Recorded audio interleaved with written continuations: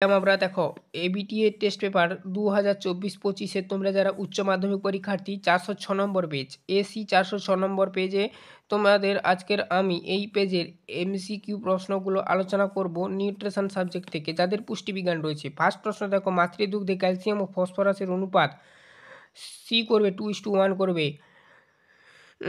আর চ্যানেলে নতুন থাকলে সাবস্ক্রাইব করবে কিন্তু, আর বেল আইকন অপশানে সেভ রাখবে, ঠিক আছে? এর আগের চ্যাপ্টারগুলো আমরা সলিউশন করে দিয়েছি, অবশ্যই দেখবে। প্লেলিস্ট লিঙ্ক এই ভিডিও ডেসক্রিপশানে দেওয়া রয়েছে। দেখো পরবর্তী প্রশ্ন, দুদাগের প্রশ্ন, খাদ্যের পিএইচ স্তর হ্রাস করে, উত্তর হবে যেটা জৈব অম্ল।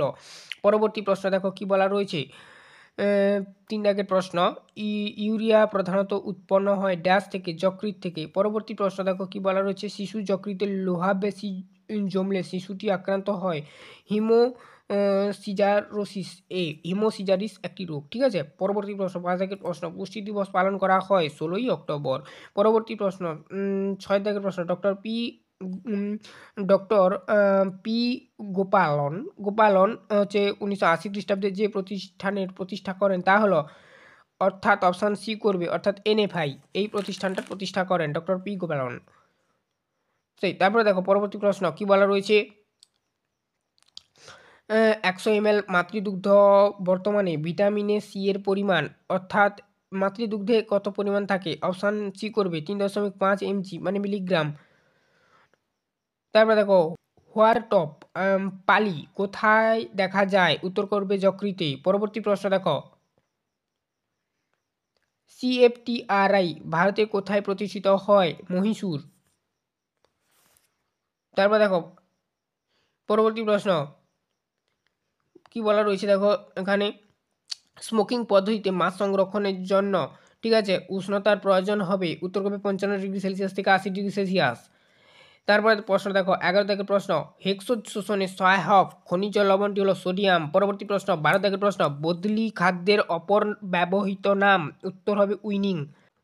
পরবর্তী প্রশ্ন দেখো কি বলা হচ্ছে, 13 দাগের প্রশ্ন, আরকিউ যখন 1 তখন প্রতি লিটার অক্সিজেন থেকে উৎপন্ন শক্তির মান 5.058 kcal। তারপরে প্রশ্ন দেখো, মানে এটা হবে সি, ঠিক আছে? পরবর্তী প্রশ্ন কি বলা রয়েছে দেখো, তোমরা তোমাদের বইটি লক্ষ্য করো। আইএফএ ট্যাবলেট, এই ট্যাবলেটে লোহার কীরূপ পরিমাণ থাকে, আচ্ছা লোহা কী রূপে থাকে আর কি, তো এই প্রশ্নের উত্তর হবে ফেরাস সালফেট রূপে থাকে।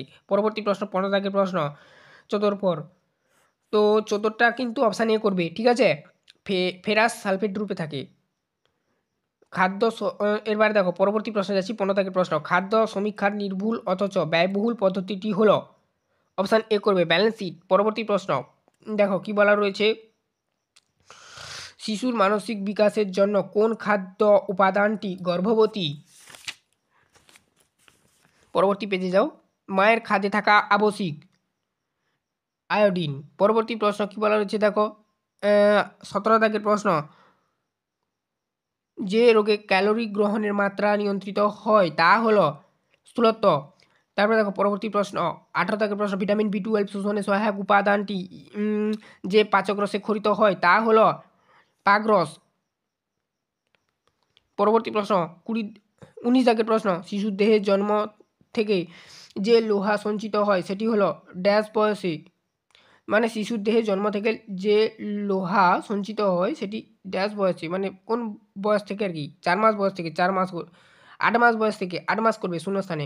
পরবর্তী প্রশ্ন 20 দাগের প্রশ্ন, কোয়াশ সংরক্ষণে ব্যবহৃত সংরক্ষণটি হলো, উত্তরটা করবে যেটা সেটা হচ্ছে অপশান বি করবে, পটাশিয়াম মেটাবাইসালফেট। পরবর্তী প্রশ্ন দেখো কি বলা হয়েছে, আইসিডিএস এর প্রাপক শিশুদের বয়স, মানে শেষ প্রশ্ন আর কি, তো 1 থেকে 6 বছর। তো আমরা নিউট্রিশন কমপ্লিট করে দিলাম তোমাদের। হ্যাঁ, টোটাল যে কটা পেজ ছিল, চ্যানেলে নতুন থাকলে সাবস্ক্রাইব করবে, বেল আইকন অপশন সেভ রাখবে। প্রত্যেকটি পেজের সলিউশনের ক্লাস প্লেলিস্ট আকারে দেওয়া রয়েছে, প্লেলিস্ট লিঙ্ক ভিডিও ডেসক্রিপশানে দেওয়া রইল।